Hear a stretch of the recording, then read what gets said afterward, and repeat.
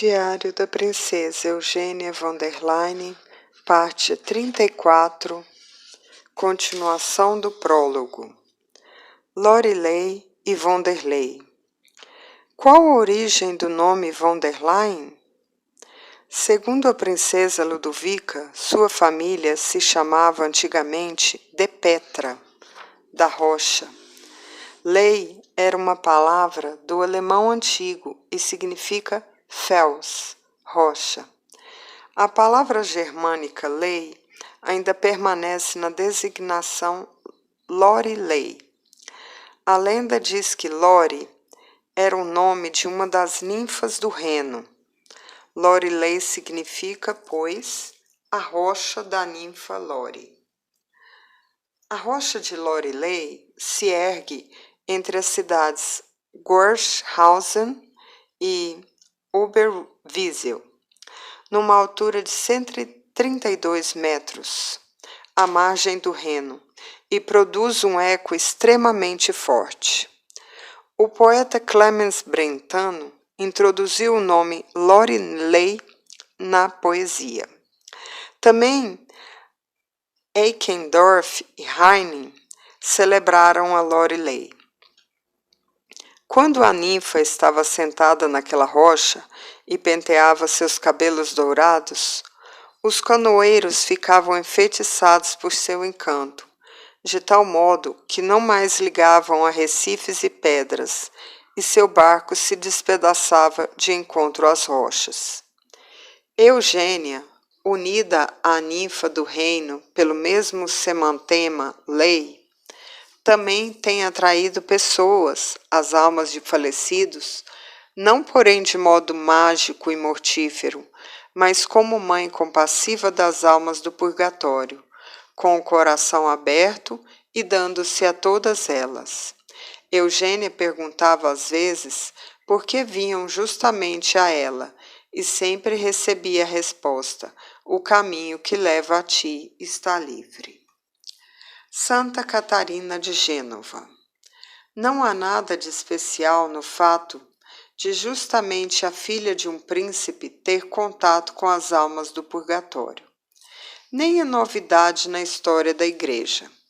Santa Catarina de Gênova, que morreu em 1510, da estirpe aristocrática dos Fieschi, da qual descenderam os papas Inocêncio IV e Adriano V, sofrera muitas aparições das almas do purgatório. Também ela nos deixou um escrito intitulado Tratado sobre o Purgatório. Catarina de Gênova é considerada como um gênio espiritual de primeira grandeza. O advogado genovês Ettore Vernazza descreve sua situação de modo seguinte: essa santa alma, Catarina de Gênova, encontrava-se, enquanto vivia ainda neste mundo, no purgatório do amor flamejante de Deus.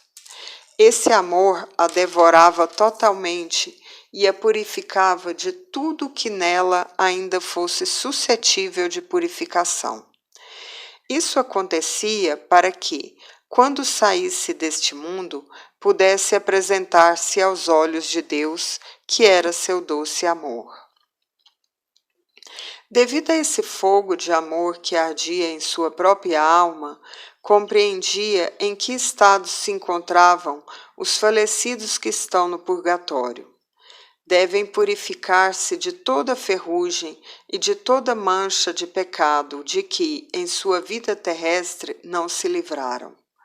Assim, como ela estava unida ao amor divino e por isso feliz, aceitando tudo o que esse amor lhe propiciava, assim também as almas do purgatório estão contentes no purgatório. Santa Catarina é considerada a teóloga do purgatório, e São Francisco de Sales não se cansava de recomendar o livro dela, Tratado sobre o Purgatório. Uma observação: as almas que estão no purgatório Sofrem, mas mesmo sofrendo estão felizes, porque sabem que sua alma foi salva, né?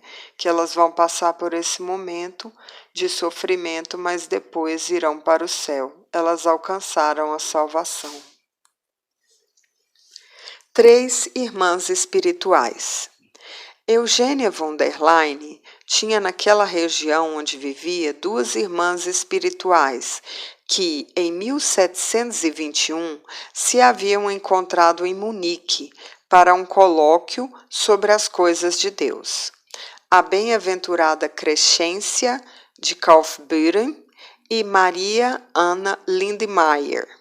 A Maria Anna Lindmeyer viveu de 1657 a 1726. Como o fez Eugênia von der Leyen, assim também Maria Anna Lindmeyer escreveu um diário sobre as aparições que viu das almas do purgatório. Sobre o título, nota de rodapé, sob o título Minhas Comunicações com as Almas do Purgatório. O livro foi editado em 1978, a segunda edição pela editora Christiana Stein, Alemanha. Continuação. Também Crescência tinha visões das almas e contato com elas, embora seu apostolado não se limitasse a ajudar essas pobrezinhas.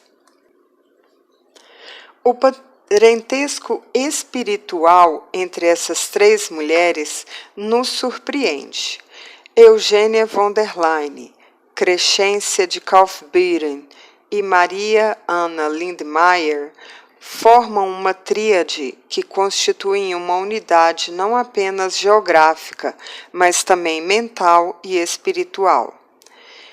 Pertence ainda a essa paisagem espiritual de Waal um poeta, Peter Dufler, nascido em 1878. Seus romances e histórias se passam naquela região. É interessante que, em 3 de seus romances, descreva a sorte de 3 mulheres celibatárias que se tornaram, como Eugênia, uma bênção para toda a comunidade. Judith Finstenwalderin, 1916, Apolônia, filha de um moleiro, e nos companheiros da Jungfer Micheline, descreveu 3 vultos incomparáveis de mulher que, por sacrificarem sua própria vida, se tornaram uma bênção para todos. O mestre do Lago de Constança. Para chegar à residência de Eugênia von der Leyen, tive de viajar ao longo do Lago de Constança e, por um mecanismo de associações mnemônicas, veio-me à lembrança a figura do místico Henrique Seuze, ou Suso, de Constança. Não sei se Eugênia leu os livros de Henrique Seuze, que viveu de 1295 a 1366. Sabendo-o ou não, foi ele seu grande mestre, pois o tema do purgatório e de suas almas do purgatório é longamente tratado em seus escritos, e seus ensinamentos tornaram-se patrimônio comum da Igreja. Assim é que lemos no 6º capítulo de sua Vita. Naquela mesma época, ele ficou sabendo em visões muitas coisas futuras e secretas. Deus permitiu que ele sentisse e, enquanto fosse possível, compreendesse certas verdades relacionadas com o céu, com o inferno e com o purgatório. Acontecia-lhe frequentemente que muitas almas de falecidos lhe apareciam e lhe diziam o que lhes havia sucedido, por que sofriam no além, como podiam ser socorridas ou como eram suas vidas perante Deus. Entre outros, apareceu-lhe Também o bem-aventurado mestre Eckhart e João, da família Futurer de Estrasburgo. O mestre comunicou-lhe que vivia numa glória transbordante e que sua alma submergira totalmente em Deus. Pediu-lhe então o servo que lhe explicasse duas coisas.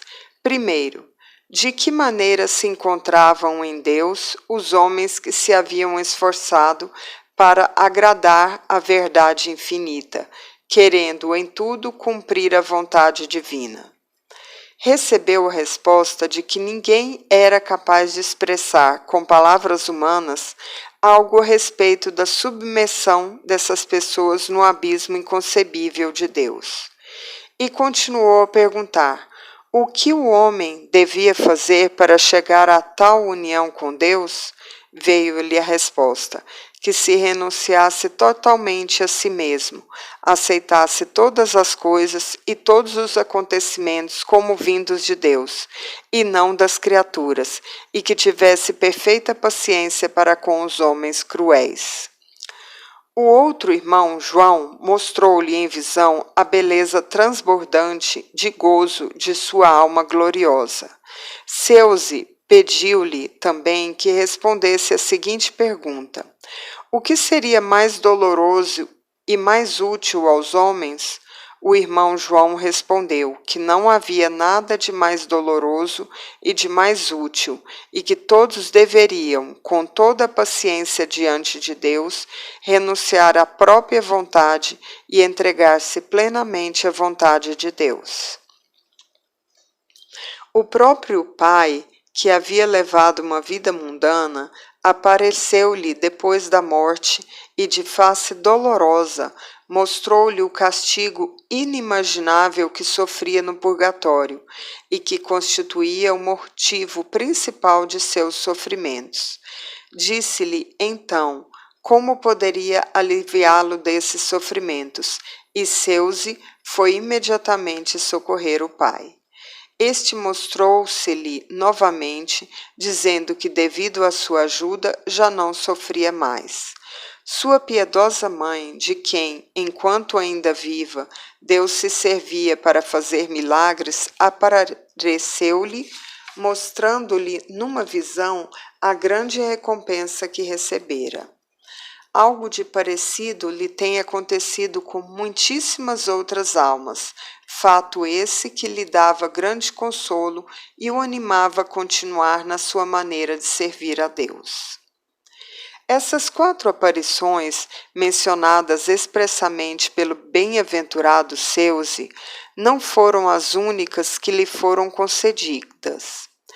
Aconteceram-lhe por ocasião de sua resoluta conversão a Deus, quando evitava qualquer encontro inútil, preferindo dedicar-se à oração e exercícios de penitência extremamente severos. As aparições fortaleciam seus bons propósitos e o consolavam quando tentado por desânimo ou tristeza. Enchia-se-lhe o coração de alegria e júbilo quando via entrar uma alma no céu. Despertavam em sua mente delicada compaixão e vontade de ajudar quando via no purgatório a alma de pessoa conhecida. Animado pela convivência familiar com as almas do purgatório, Seuze fazia muitas meditações sobre o purgatório, que lhe serviam não apenas para rezar e penitenciar-se pelas almas, como também para extrair de suas reflexões as diretrizes norteadoras de sua vida. No livrinho da Sabedoria Eterna, capítulo 20, canta ele também as loas do purgatório e de suas pobres almas. Senhor, continuo me dirigindo a vós. Se eu tivesse de morrer agora, e se fosse para eu ficar ardendo no purgatório 50 anos, eu me sujeitaria à vossa glória. Louvado seja o fogo que me fará cantar o vosso louvor. Outra.